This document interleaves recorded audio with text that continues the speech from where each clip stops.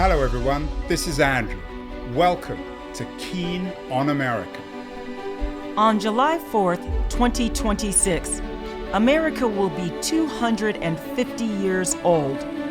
An anniversary that will, no doubt, be greeted with a mixture of celebration, contemplation, and resignation. In Keen on America, Andrew talks not just about the American past and present, but also speculates on its future. What, Andrew asks, will be the 21st century fate of this now venerable American Republic? Hello everybody. A couple of months ago, we did a show with a very distinguished Harvard historian, Joyce Chaplin, on how a certain Benjamin Franklin warmed up America.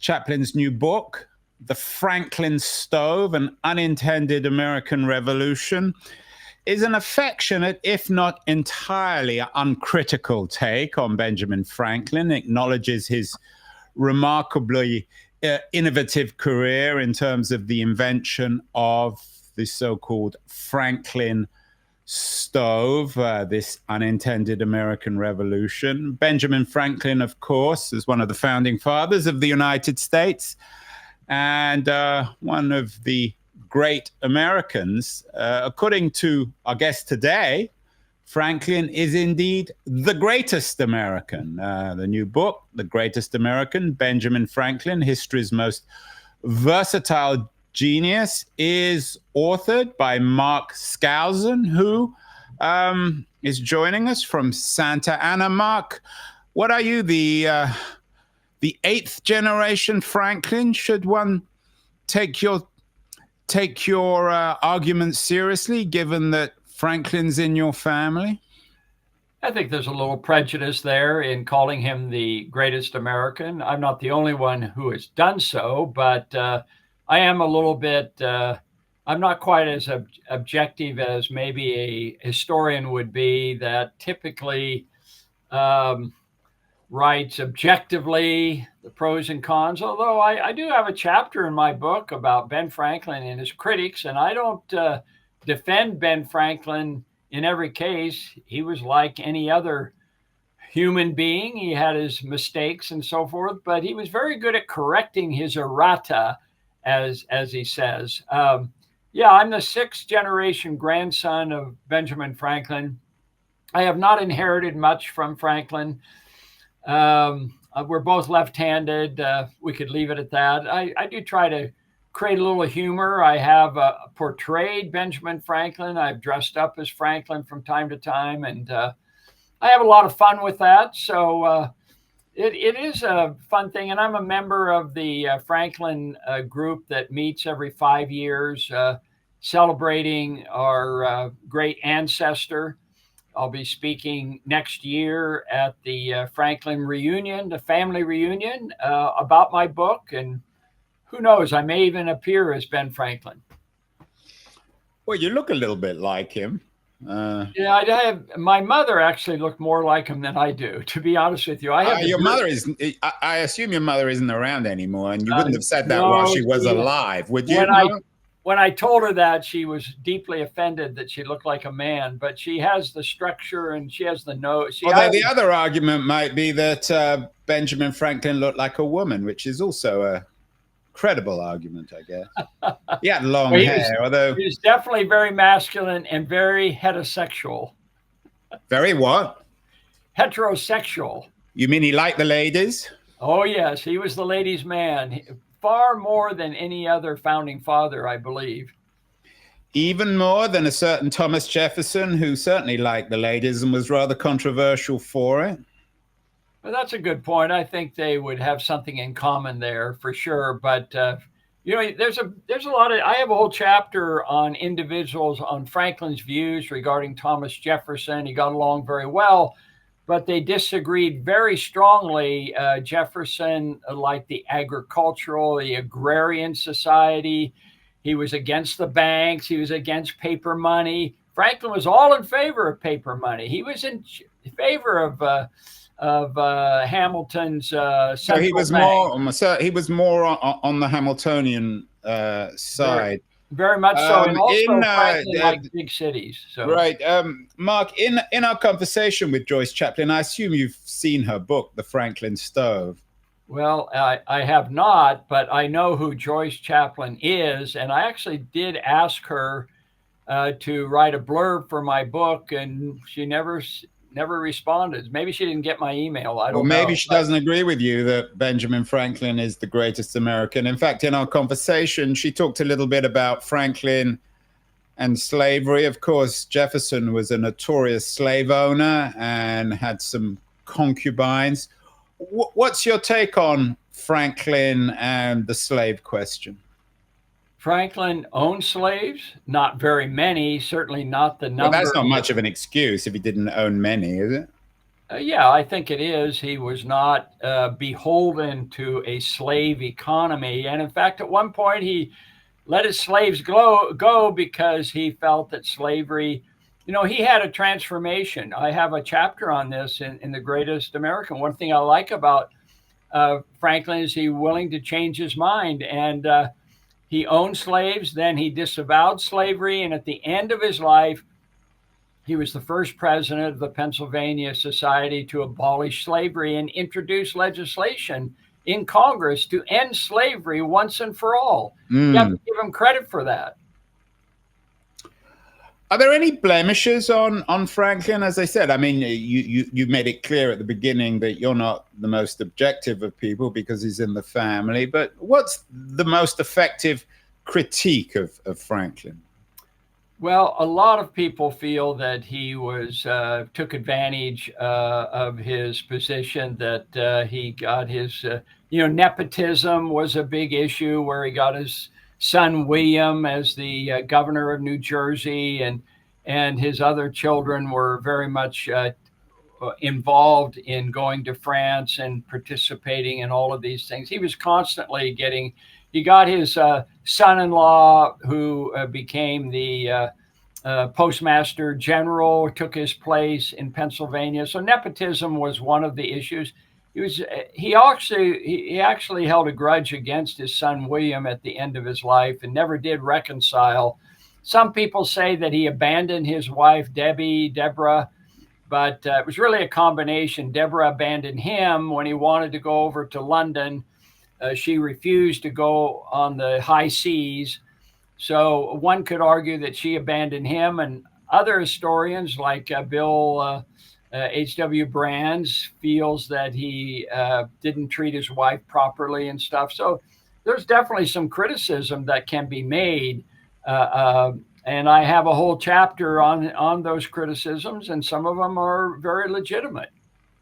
He was, as you noted, a remarkably international fellow. In fact, the BBC just ran a piece about him as the U.S. founding father who traveled the globe. There's a famous Benjamin Franklin house in London where he lived.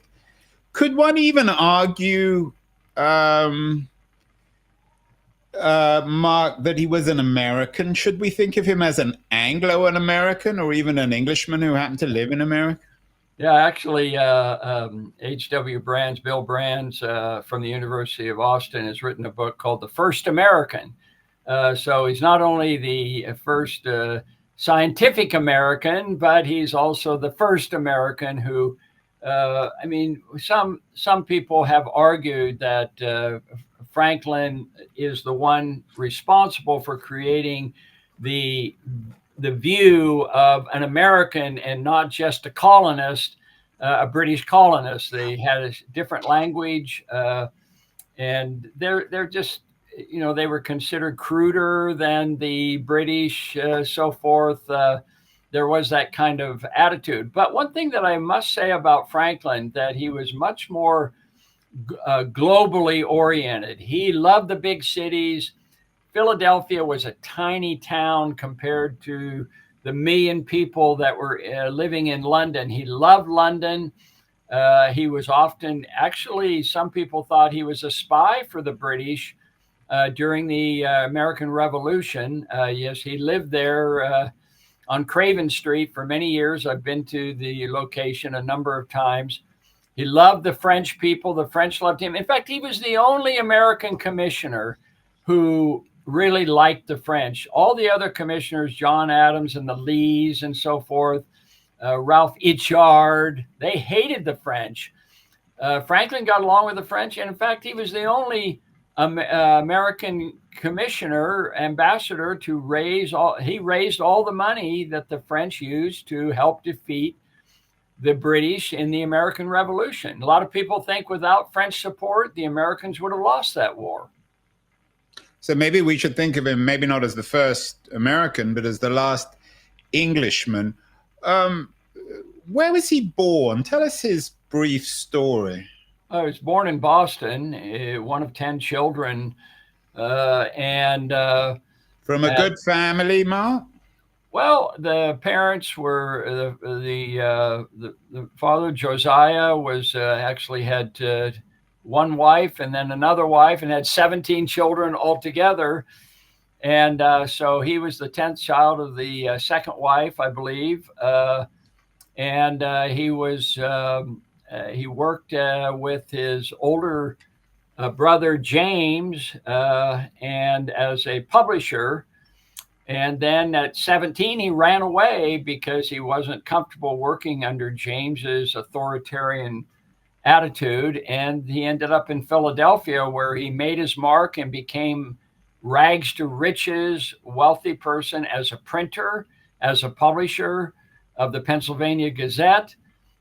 He retired at age 42 as a wealthy man, and then he spent the rest of his life doing civic duties, as well as becoming a representative of the colonies politically in London as a colonial agent, and then as a representative of Congress representing Pennsylvania for the Declaration of Independence. He became the first ambassador, went to France, and there raised funds and arms to fight the British, and spent 8 years in Britain, and then returned and became the Continental Congress, the Constitutional Convention. So that was his last act. He was actually 84 years of age. He was a whole generation older than any of the other delegates to Congress at the time. And then wasn't he responsible for perhaps the most remarkable comment after that convention when he talked about the Republic? Well, yes, an older lady came up to him after the Continental, after they had signed the Constitution of the United States, and she asked, well, what kind of government do we have, Dr. Franklin? And he said, a republic if you can keep it. And as a matter of fact, one of the things he warned about, was very concerned, is that eventually we'd return to a monarchy and a king would rule over us. Certainly very applicable in today's world, where presidents are not going through Congress but signing executive orders. He would be totally against that. Yeah, and I don't suppose he would think highly of presidents either who want to become popes. Not only that, but Franklin was very influenced. In fact, they were influenced each other. Adam Smith, The Wealth of Nations, and Franklin became a free trader, and at one point said, a virtuous and industrious people may be cheaply governed. And he said, no nation is ever ruined by trade. And that's a very different point of view than our current president.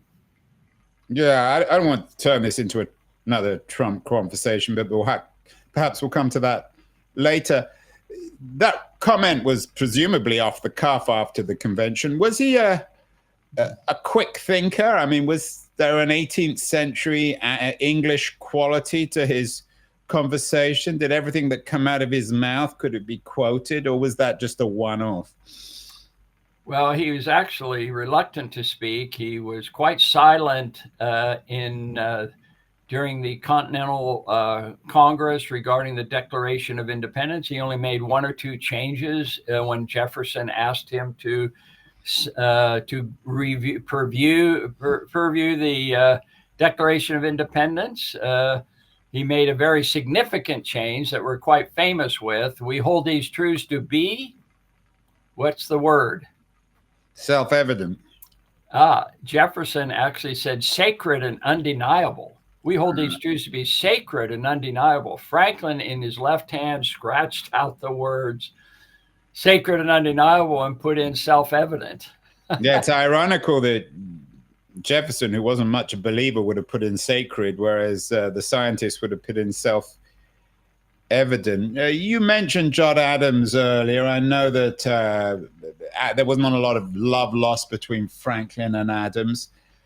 Adams struggled over the issue of independence. Did Franklin, I mean, at what point in his life did he recognize that independence was necessary and perhaps inevitable? Did he regret this?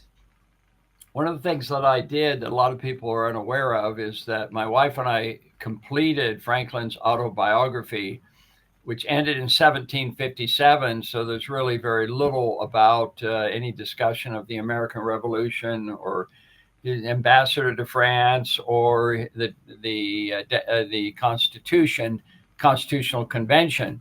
But we found in completing his autobiography, going through his letters, that as early as 1771, he thought disunion was inevitable.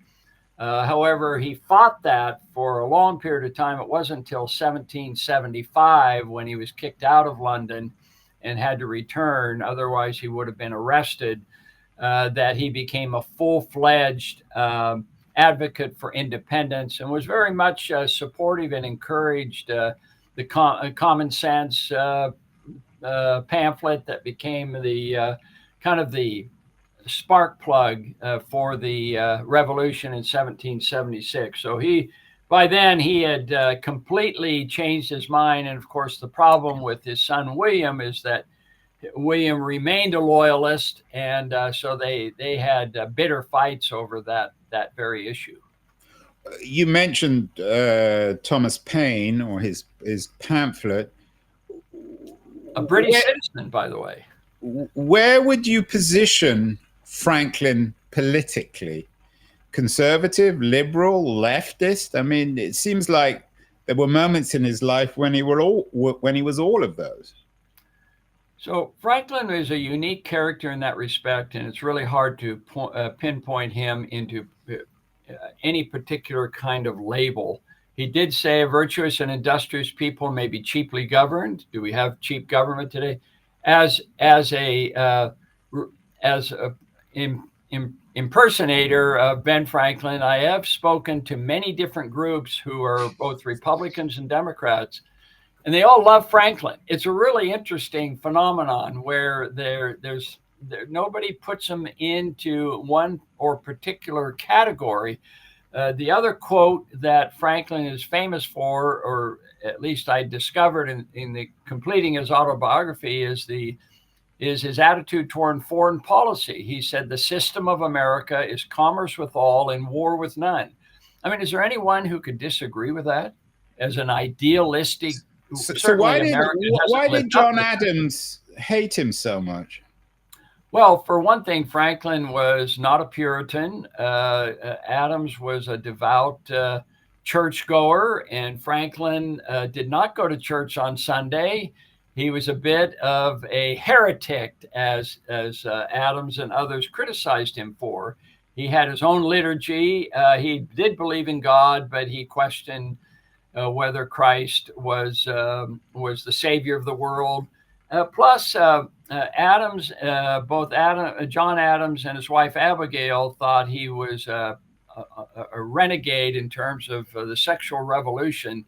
His attitude toward women, the fact that he had an illegitimate child, that he had a son who was a loyalist. There's just a lot of factors where Adams, who disliked the French, here he was made ambassador or commissioner along with Franklin to France, and yet he despised the French, and as a result couldn't raise any money. So he resented Franklin's ability to raise money. He didn't like the way he was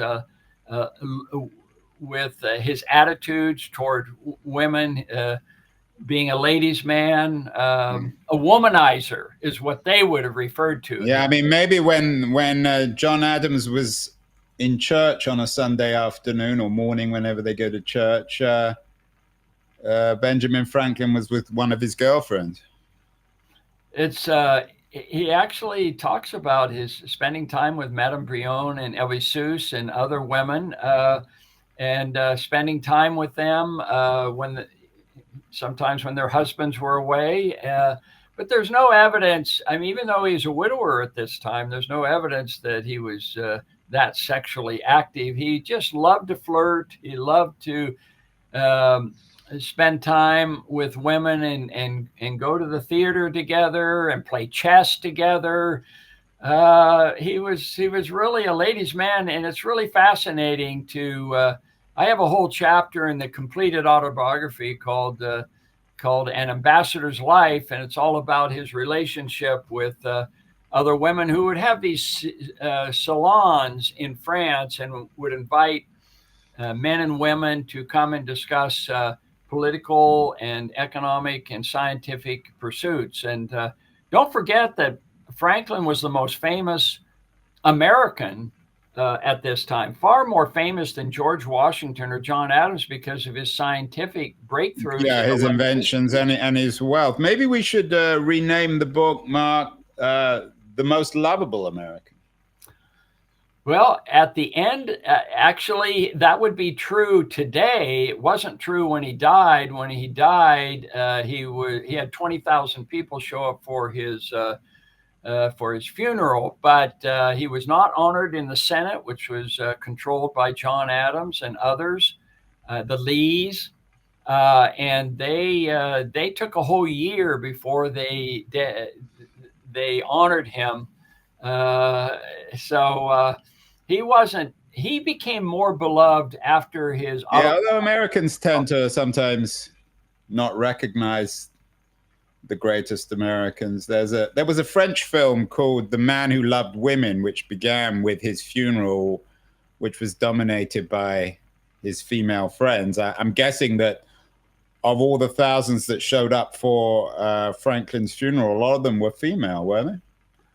Yeah, there's no question about it. They were devoted to him in so many ways. You can see this in the letters that they wrote to Franklin. Franklin's French wasn't particularly good, but it didn't bother the French women at all. They were interested. Although Madame Helvétius was a widow herself, and Franklin asked for her hand in marriage, and she turned him down.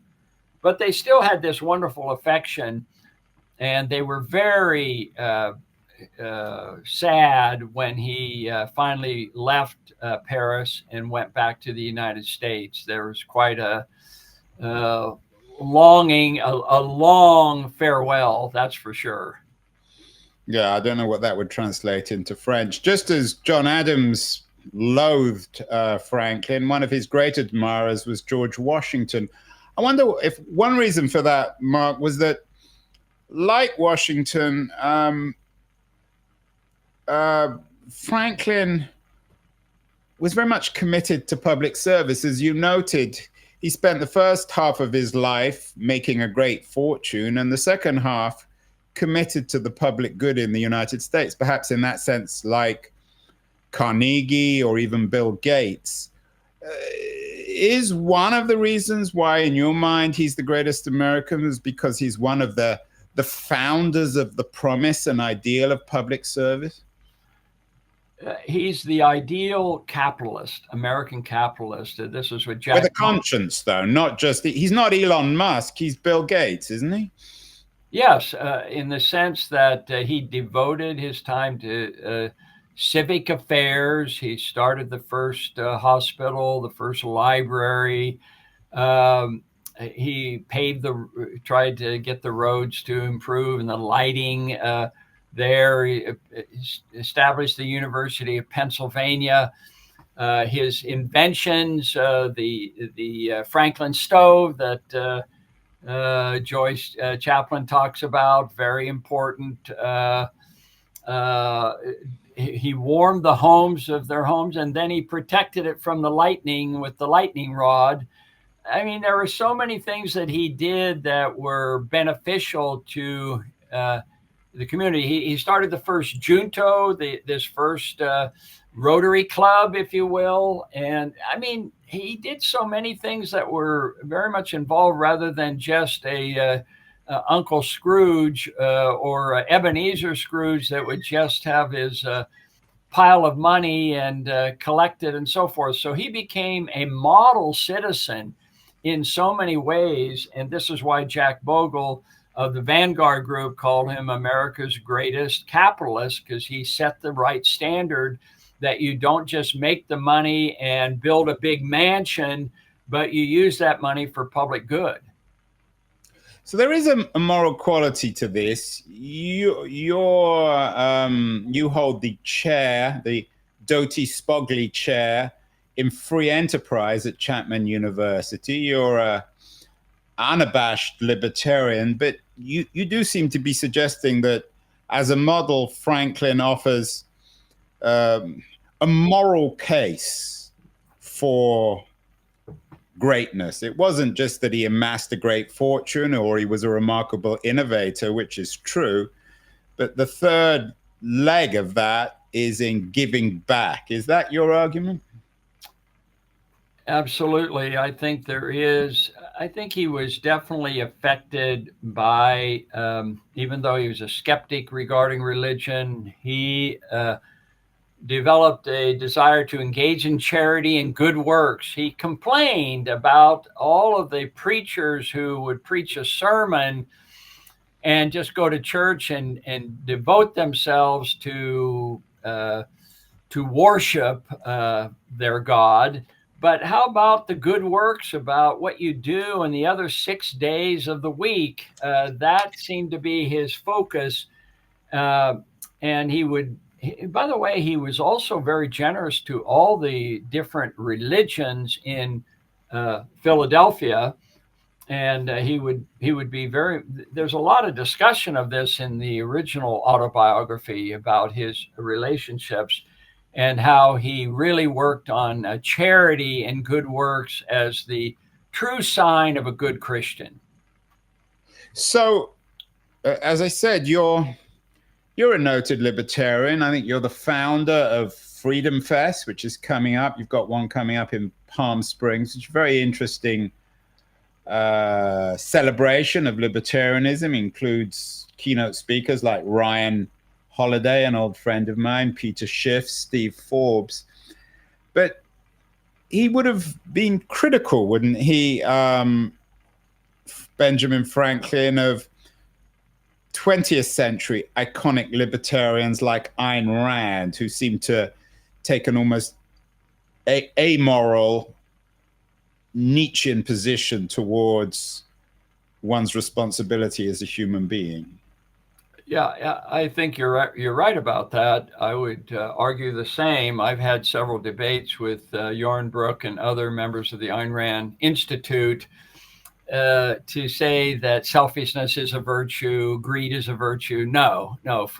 Franklin and I and other Christian libertarians, if you will, reject that approach and emphasize the need to look beyond yourself, that your obligation is to love yourself, love your neighbor as yourself. Okay, so there's nothing wrong with self-interest.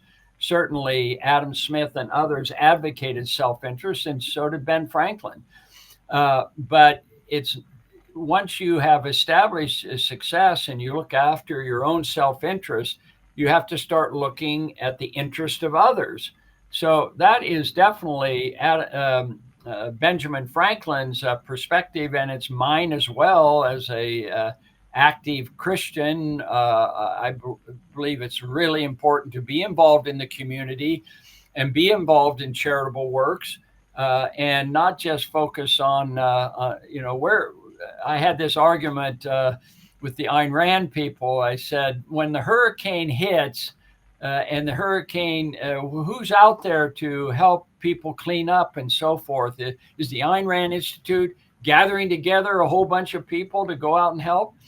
And the answer is no, but Christian groups, Catholics, Mormons, others, we're all out there to help each other, to work with the government. We don't depend on the government to do this, and we need to help each other. So it's really important. Now, their response was yes, but we create businesses and we create jobs, and that's how we help America. And that's a good point.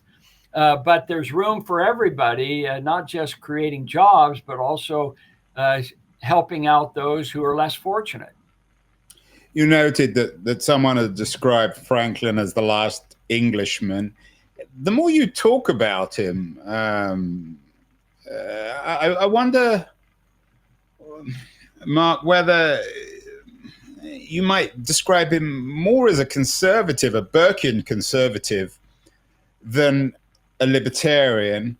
And the irony, of course, he was forced into the position of being a revolutionary, which probably didn't come very naturally.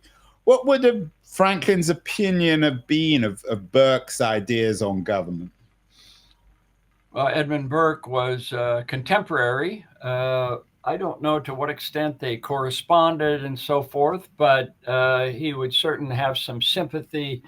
He actually criticized his daughter one time for asking for new gowns and stuff. Could you please send me the latest clothing that is popular in England? He actually criticized her for that. So there's an element of conservatism there as well. But at the same time, he was a member of the Hellfires, or not a member, but he attended the Hellfires Club in London, which I'm sure you know about, where it was rather salacious activities and stuff like that. So there's a libertine streak to Franklin, where he sought out low women. He complained about that. That was his errata. Yeah, that's why Joyce Chaplin wasn't his biggest fan. I think he would have.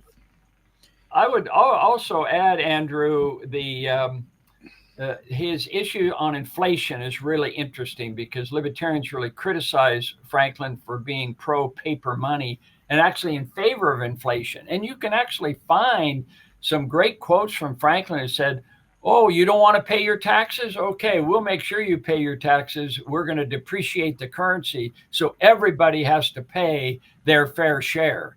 And he talks a little bit about this, but then, of course, he says, we went too far with the inflation, with the Continental, and we had too much inflation, and that's not good either. So I don't think you can pigeonhole him in a particular point of view. It just depended on the situation, and you have to give him credit for trying to, he was into best solutions, not what your label is. It's not who is right, but what is right is Ben Franklin's attitude. He was a practical man rather than ideologist. As you said, he changed his mind many times, which distinguished him. He died in April 1790, a year after the French Revolution. I would have guessed, and you're the Franklin expert and the relative, Mark, that he would have been horrified with the French Revolution, probably less with its beginnings than its middle bloody Robespierrean interlude. But what did he and what would he have thought of the French Revolution? He wasn't a natural revolutionary. Is that fair? He certainly did have that conservatism, that this was kind of the last resort type of thing. At one point, he said there's never a good war or a bad peace. And he just hated war and the destruction. I think he was Burkean in the sense that he would like a traditional conservative approach. So you could spend time with scientific pursuits. One thing that he really regretted about the American Revolution is that it cut off his friendship with all of the British scientists that he had befriended over these years. So he hated war in that respect. He had great sympathy with the French and they're wanting to make changes. And so is Jefferson. Both of them initially were very positive about what they were seeing at the beginning with the creation of the National Assembly and bringing back democracy and stuff like that, and maybe some of the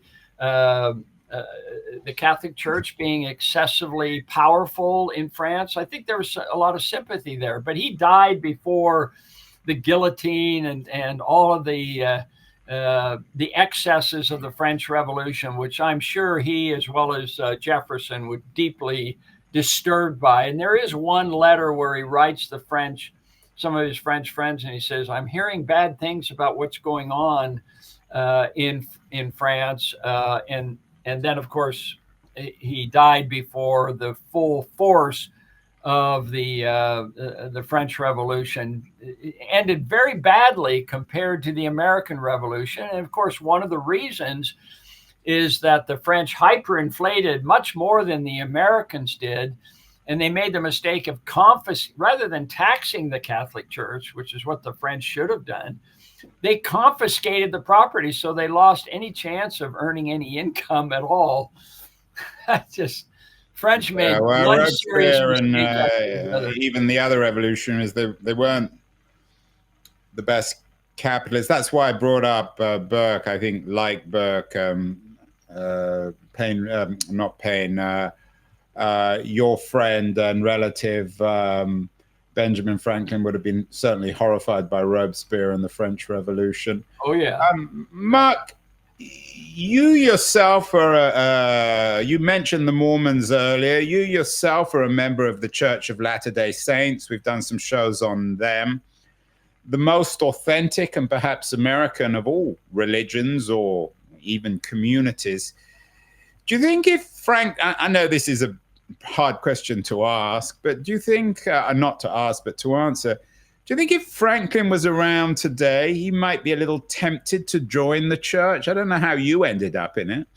I was born in the church, that's for sure. But every person has to test their own faith. And a lot of people leave our church as well as other churches to move on. I think 40% of people who were born in a particular religion change their religion, lifetime at least, among Americans. I do have a really interesting chapter in The Greatest American, and that's a chapter called Claimed by the Masons and the Mormons. Franklin was a Mason. He reached to the highest level of Masonry. And of course, the Mormon faith and the Mormon temple has a lot of similarities to the Masonic ceremonies. So there is this story where Franklin, along with the founding fathers, appeared to Wilford Woodruff, who later became president of the church, in the St. George Temple. And they're asking, why don't you do these ordinances for us? We founded your country. We founded the nation of America. We never moved away from that. We never denounced it. And so can you do these ordinances for him? And so that's a very unusual chapter to suggest that you had somebody like Benjamin Franklin and George Washington and others having an interest in Mormon church temple ordinances. And I wonder whether Franklin might have rather liked the polygamy in the original Mormon church, given his lifestyle. I tell you, when his wife and the two separated, when he went over to London to be the colonial agent for 4 or 5 different colonies, he stayed with Mrs. Stevenson at this Craven Street house, and she had a daughter, and she was a widow, and that was an interesting experience. There are some historians who think that they had a relationship. No, we don't really know for sure, but they were very friendly toward each other. And there's this picture painting that was done where Franklin is kissing another person. It doesn't look like it's Mrs. Stevenson. It looks like it was somebody else. But he was over there 8 years with a very strong libido, so he probably engaged in some sexual activities during that time period. Well, I don't think he was the first, or certainly the last. He was not celibate. I don't think he was celibate. Yeah, he's certainly not the first or the last American to enjoy himself in London. Finally, Mark, you brought up the current American president. I'm not going to give his name. Everyone knows who he is. I wonder whether Franklin, as a conservative, as a non-ideological conservative, would have been particularly offended by the current American president. It seems as if those types of conservatives, we've had many of them on the show, like Jonathan Rauch, Pete Wehner, David Brooks, they have the best moral critique. Do you think that Franklin would have been particularly offended by Trump? I think it's a mixed bag, because Franklin, or Mr. Trump, is returning to some cultural conservative values regarding the what's taught in schools, the transgender issue, the wokeness, and so forth. I don't think Franklin would be sympathetic, frankly, to that. I really don't. But he doesn't. He wouldn't have wanted to ban wokeness. He might not have agreed with it. Yeah, well, sure. I mean, he was liberal in that respect, but he also, I mean, it's really hard to say, because a lot of these issues that we're talking about simply didn't exist. I mean, there's nothing in Franklin's, he says nothing about homosexuality, just as an example. So we don't really know where he stood on that. He was a ladies' man, and there's no evidence of him saying anything on some of these type of topics that are relevant to today. But we do know that he hated excessive power. At one point he said, we don't want to have one president, we should have 12 presidents. He actually proposed that at one point, to disperse power. He was very much opposed to money and power. He actually didn't want senators and congressmen and the president paid anything, that they should just volunteer their time. Well, if you do that, you only can become billionaires. So that's a criticism I would have of Franklin's views in that respect. But he did warn America that there might come a time when a king will rule over us, returning to monarchy, and he was very much opposed to that. So I think he would be totally opposed to all these executive orders that the president's engaged in. I mean, that's just contrary to everything Franklin stood for. Well, finally, Mark, if he was indeed, as you argue in the book, half seriously perhaps, the greatest American, who's the next greatest? Who has continued this Franklin, if so to speak, Franklin-esque view of the world? What post-Benjamin Franklin American is continuing this tradition of openness and toleration and innovation and public service, all the things that I tend to agree with you are so admirable about the American character? So when I actually have fun with people. I say, I've written a new book called The Greatest American, History's Most Versatile Genius. So who do you think that is? So we've had people say George Washington or Thomas Jefferson. Edison would be an example. Certainly. Not John Adams, I hope. I don't think John Adams, but it's the subtitle that makes Benjamin Franklin unique, the world's most versatile genius, which again is not me that's saying it. It's another historian. And Jefferson would certainly fit into that category because he had a lot of interest. So people who have a liberal arts education and then you're asking for someone to be a jack of all trades and a master of all, not just a few.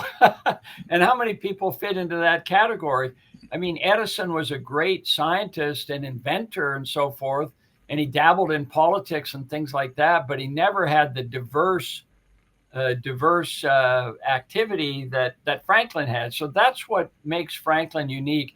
He's kind of a Leonardo da Vinci, if you will. Somebody said, well, it's Leonardo da Vinci. And I said, well, he's got to be an American, not an Italian. But it has to be somebody who has all these diverse interests. Well, he wasn't a painter, though. I mean, he did many things, but he didn't paint. Right, but he had his own musical instruments, harmonica, that he developed. So, I mean, he was into the arts to some extent. I came up with 22 careers, potential careers that Franklin had. 22. I think he has the Guinness Book of World Record of most careers. Yeah, I mean, Carnegie maybe comes to mind. I mean, you think of Henry Ford and his distasteful politics, he would be excluded. I wonder whether we could compare him to Bob Dylan. You probably might be slightly outraged by that, but Dylan, master musician, writer, polemicist of one kind or another, another versatile genius. Yeah, maybe he was a businessman too. I don't know. He certainly was a businessman. He just sold his songs for, I think, $500 million. So, well, my wife Joanne teaches a poetry class, and since he won the Nobel Prize in Literature, Bob Dylan is a big part of her class, and the students love it. So he does have a diverse career, that's for sure. Well, Mark Skousen, the author of The Greatest American, I think in you're in the family, what, 8th generation Franklin or 6th generation Franklin. The book is, it's out later this month, but people can order it, Mark, from your website. They can also get it off Amazon, of course, but how would they get hold of the book? Yeah, the pub date is in later in May, and so they go to skousenbooks.com. They can get it pre-ordered. They can actually get a copy of it at a reduced price. I pay for shipping, so skousenbooks.com. Well, maybe there's a lot of Franklin in you as an entrepreneur. Mark Skousen, the author of The Greatest American, a book about Benjamin Franklin, the world's most versatile genius. Thank you so much. Best of luck with the book.